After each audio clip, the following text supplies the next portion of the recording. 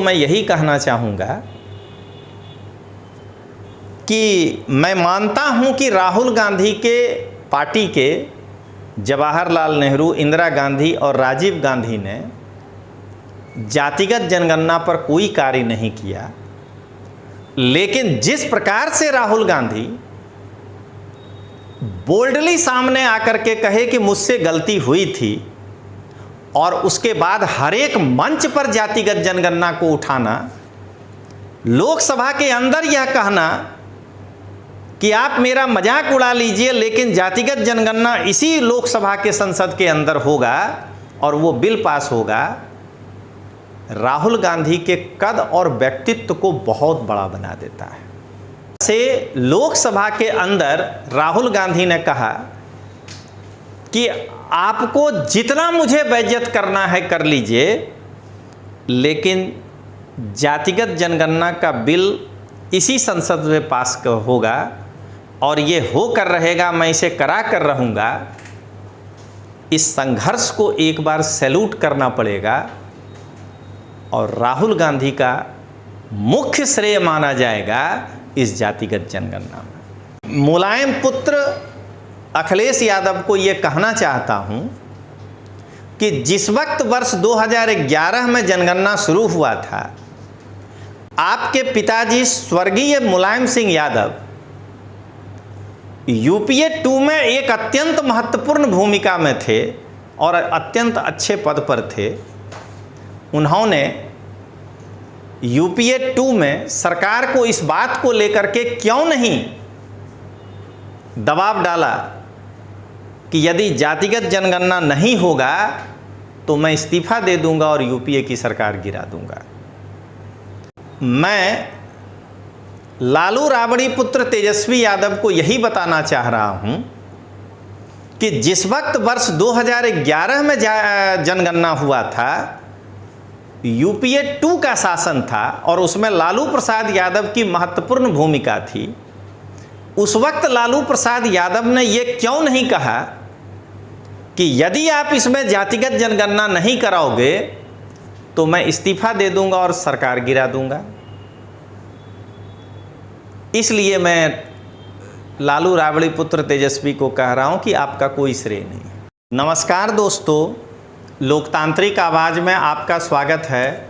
मैं रजनीश सिंह तोमर, राष्ट्रीय संयोजक लोकतांत्रिक आवाज़, भारत की जनता को हाथ जोड़कर नमस्कार करता हूं। दोस्तों, जैसा कि आप सभी जानते हैं कि कल कैबिनेट मीटिंग में ये निर्णय लिया गया कि जातिगत जनगणना कराया जाएगा, तो आज उसी पर हम एक तटस्थ विश्लेषण करने के लिए आपके समक्ष आए हैं कि जातिगत जनगणना करवाएगी सरकार और राहुल ने इसके लिए किया था प्रयास।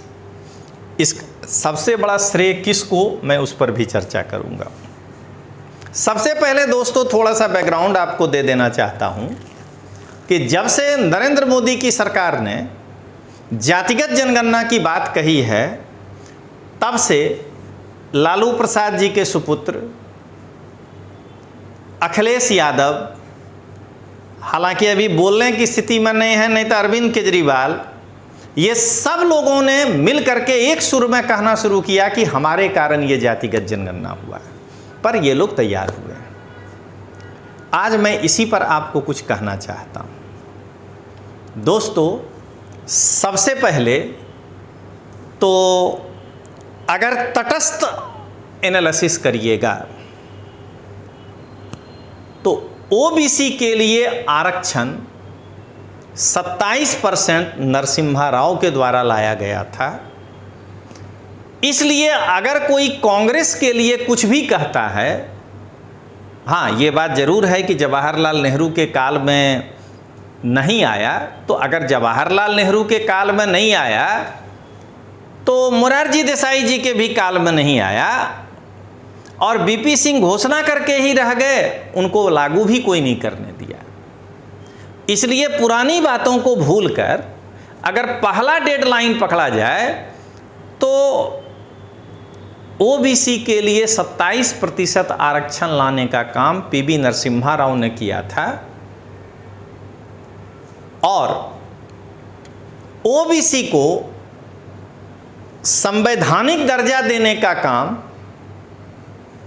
नरेंद्र मोदी ने किया था। अगर उसको देखा जाए तो अभी पुनरावृत्ति है। राहुल गांधी ने हर मंच से ये कहा कि ओबीसी तो नहीं, जातिगत जनगणना कराएंगे। पहले दोस्तों आप लोग एक बार देखिए कि राहुल गांधी जातिगत जनगणना पर क्या कह रहे हैं, फिर हम अपनी बात रखेंगे। जितना मेरा आप लोग इंसल्ट करना चाहते हैं आप खुशी से करिए, आप रोज करिए, मगर एक बात मत भूलिए, जाति जनगणना को हम यहां पास करके दिखाएंगे। बड़े दल के नेता हैं, मंत्री रहे हैं, बड़ी बात कर रहे थे, मैं महाभारत शकुनी ये सब बातें कह रहे थे, दुर्योधन तक यहाँ ले आई है। मैं केवल सभापति महोदय इनसे ये पूछना चाहता हूं, आपने जाति कैसे पूछ ली है बताइए बस। आप जाति कैसे पूछ सकते हैं, आप बताएं जाति कैसे पूछ सकते हैं आप। ने देखा कि राहुल गांधी किस तरह से हर मंच पर जातिगत जनगणना की बात की है। अब मैं उस मुद्दे पर आता हूं। देर आए लेकिन दुरुस्त आए।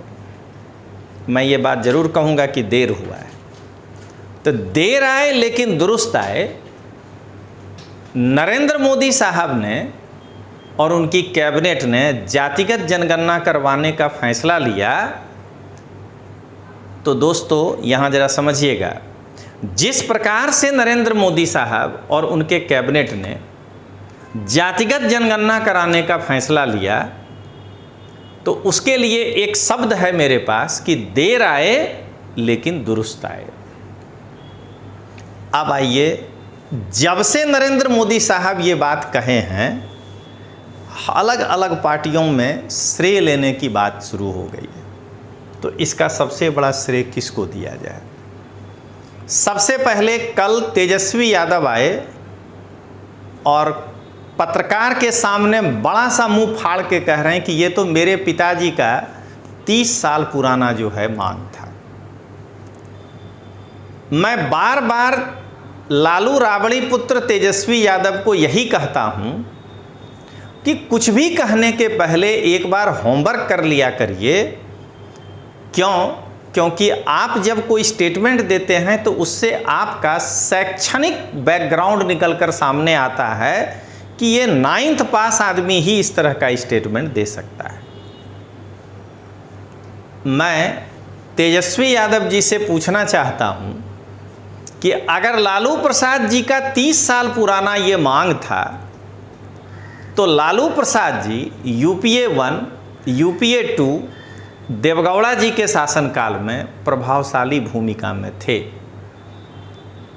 तो लालू प्रसाद जी इस तीनों सरकार से ये कहकर इस्तीफा देकर बाहर क्यों नहीं निकल गए एक बार कि अगर जातिगत जनगणना आप नहीं कराएंगे तो मैं इस्तीफा दे देता हूं। चलिए, यहाँ पर आप एक बार हमें काट सकते हैं कि 2001 की जो जातिगत जनगणना थी उसमें अटल बिहारी वाजपेयी जी की सरकार थी। तो तभी तो मैं ये वर्ड कह रहा हूँ कि देर आए दुरुस्त आए। लेकिन मैं लालू राबड़ी पुत्र तेजस्वी यादव को यही बताना चाह रहा हूँ कि जिस वक्त वर्ष 2011 में जनगणना हुआ था, यूपीए 2 का शासन था और उसमें लालू प्रसाद यादव की महत्वपूर्ण भूमिका थी। उस वक्त लालू प्रसाद यादव ने यह क्यों नहीं कहा कि यदि आप इसमें जातिगत जनगणना नहीं कराओगे तो मैं इस्तीफा दे दूंगा और सरकार गिरा दूंगा? इसलिए मैं लालू राबड़ी पुत्र तेजस्वी को कह रहा हूं कि आपका कोई श्रेय नहीं। अब आइए अखिलेश यादव। अखिलेश यादव पीडीए की बात करते हैं, पीडीए की बात कर रहे हैं, बट जातिगत जनगणना की बात आप नहीं कर रहे हैं। अखिलेश यादव पीडीए में पहले ए में ही कंफ्यूज हैं कि वो अगड़ा है कि आदिवासी है कि अल्पसंख्यक है, उनको खुद ही नहीं पता है। इसलिए मैं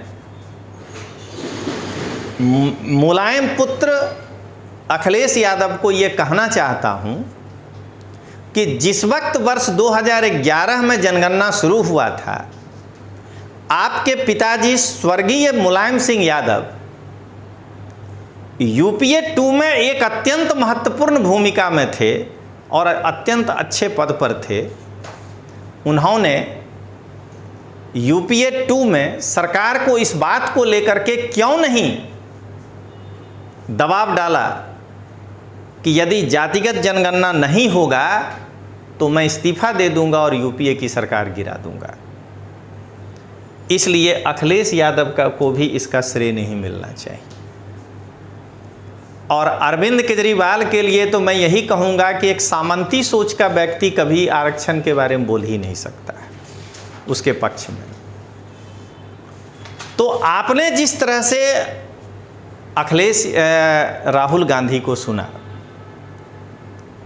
दोस्तों, जिस तरह से लोकसभा के अंदर राहुल गांधी ने कहा कि आपको जितना मुझे बेइज्जत करना है कर लीजिए, लेकिन जातिगत जनगणना का बिल इसी संसद में पास होगा और ये होकर रहेगा, मैं इसे करा कर रहूँगा। इस संघर्ष को एक बार सैल्यूट करना पड़ेगा और राहुल गांधी का मुख्य श्रेय माना जाएगा इस जातिगत जनगणना में। अगर आप राहुल गांधी का अन्य जगह पर भाषण देखिए तो पिछले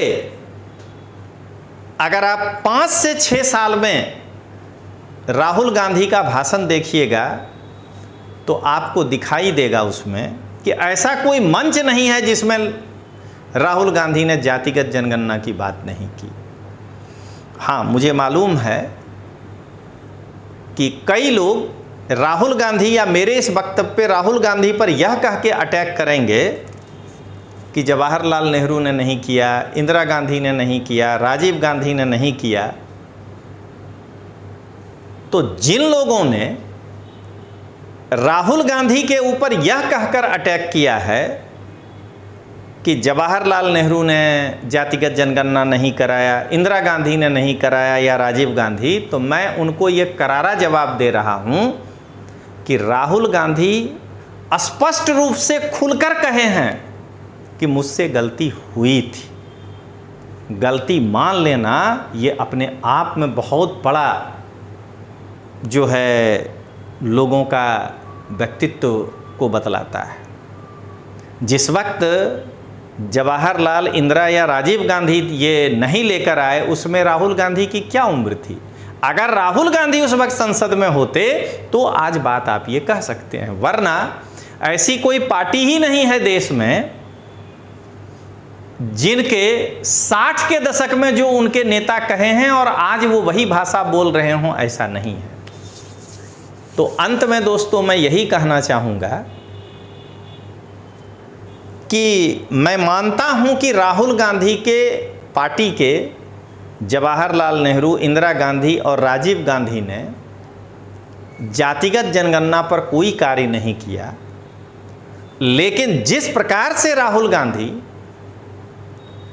बोल्डली सामने आकर के कहे कि मुझसे गलती हुई थी और उसके बाद हर एक मंच पर जातिगत जनगणना को उठाना, लोकसभा के अंदर यह कहना कि आप मेरा मजाक उड़ा लीजिए लेकिन जातिगत जनगणना इसी लोकसभा के संसद के अंदर होगा और वो बिल पास होगा, राहुल गांधी के कद और व्यक्तित्व को बहुत बड़ा बना देता है।